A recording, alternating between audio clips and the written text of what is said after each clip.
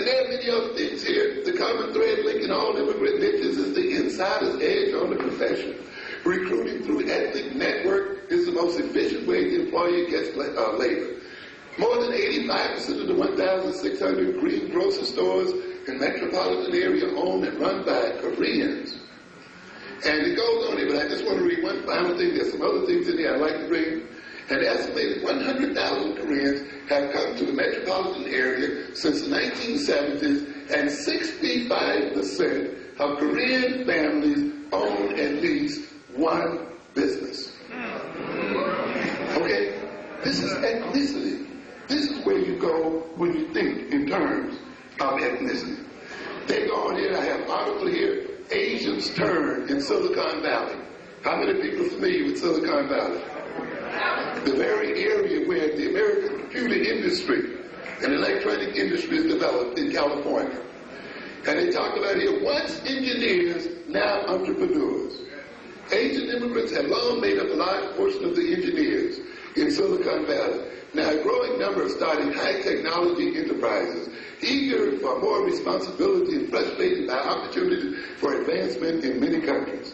These entrepreneurs, particularly those of Chinese descent, are setting up networks of contact and forging business links with East Asia. What's going on here? The transfer of technology and information to the Asian realm in the world, because they plan to make this next century the Asian century.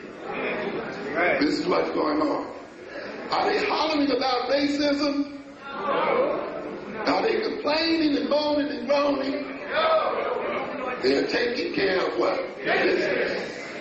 Another thing here. McDonald's rich Taiwanese backer. They talked about here, and I just read it in the interest of time, the Taiwan Aerospace Corporation is no fly-by-night operation, but rather the high-powered venture of a government, an organized set of people, right? With 76 billion in foreign exchange reserves, more than any other nation. The prospect of Taiwan's buying a major interest in McDonald's, the largest American manufacturer of civilian aircraft after the Boeing company, has a sign that this island's economy is coming of age and entering the world of international partnerships and investment. What is going on here? These Taiwanese are literally buying American technology. They are buying America's second largest military producer and will now, in a sense, buy themselves into the aerospace race. This would be the role of African Americans. We do not need to start the African continent at ground zero.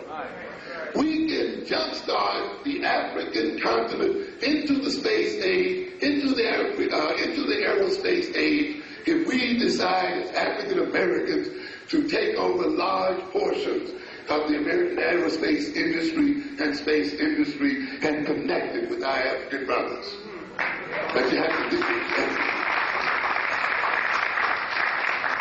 Two retailers reach out to minorities, hoping to stimulate sales among minority shoppers. Two of the largest retailers, Kmart Corporation and Toys R Us Incorporated, had hired advertising agencies that specialize in marketing to Black or Hispanic Americans. Why do you call yourself poor when people prospect for gold in your neighborhood? You don't get money for poor people. I'm telling you, Toys R Us, Kmart, Walmart, and these other people see us as what? Wealthy. They would not be prospecting among us if they knew that wealth was not here. We are the only ones blind to our own wealth as a people. They go on here, they're hiring minority agencies to produce direct marketing and so forth. They're going to put this stuff in Black magazines because they underscores the increasing clout of Black consumers who spend an estimated $250 billion a year, and Spanish consumers who spend about $175 billion a year. These minorities make up a growing proportion of the overall population, as retailers anticipate by singling out minority markets for special attention. You got money. You got power. And we'll talk about that in a second. Dollar General. What recession? The recession has not brought a hard time to all retailers. You see, people talk about the retailers who were suffering during Christmas. Not all retailers suffered during Christmas. The Dollar General Corporation, which sells inexpensive necessities like toothpaste, bleach, paper towels to low-income consumers, is growing at a pace that is the envy of merchants with more affluent customers. Understand? Last week it reported the best Christmas selling season in the history of the company. Where are they getting that money from? Let's read it quickly.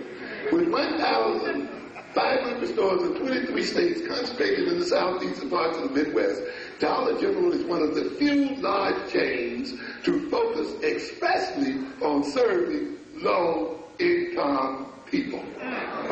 Understand? They're not suffering from the depression. They're making money. Why? Because they're selling to low-income people. Because they know that's where the wealth is, you see. And they know more about our market than we do. Because we don't study our market. We don't understand our market. We don't research our market. We don't teach as a part of African-centered education the study of markets, advertising, and all of the other things. African-centered education is not multicultural education because it involves self-understanding. And you must understand yourself and your own potential first because you get engaged in trying to understand other people. It goes on here. One more. I think you heard Mark read this one, so I'll just mention it briefly. Thriving where others won't go. Mario Diaz stood hands on hips in the front of a Seatown grocery store, and we know that helps. He looked as if he owned the place, which he does. How many Dominicans do you know in the supermarket business? He asked his friend Teodoro Ortez. And he goes on here, I'm just going to skip a little bit. The Seatown group alone reports that about half of its 167 stores, mostly in the New York area, are owned by Dominicans. A group of dark-skinned people, darker than Puerto Ricans, but who distance themselves even further than Puerto Ricans from African people. I know you don't want to deal with it because you keep saying Latino and black all the time.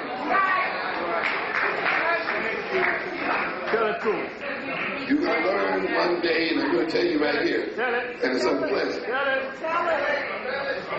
But one day, the major group you will be struggling against will be Latinos.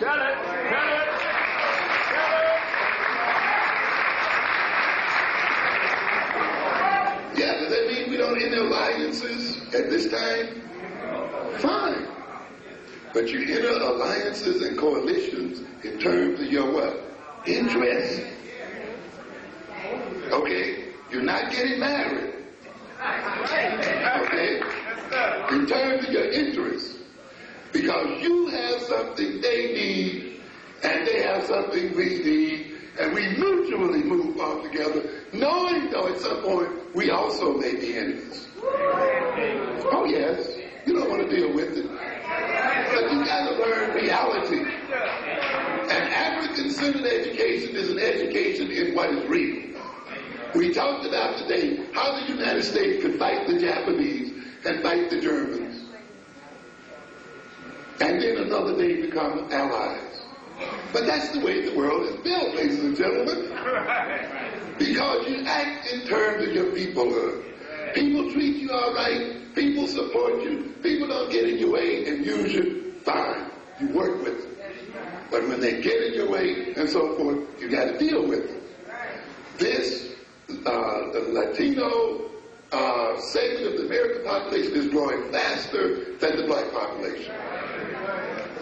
And a good portion of it is an entrepreneurial population. And they will be used as cannon fodder by the white supremacists against black interests when it fits their needs. So you can't get deceived by momentary feelings of harmony and so forth.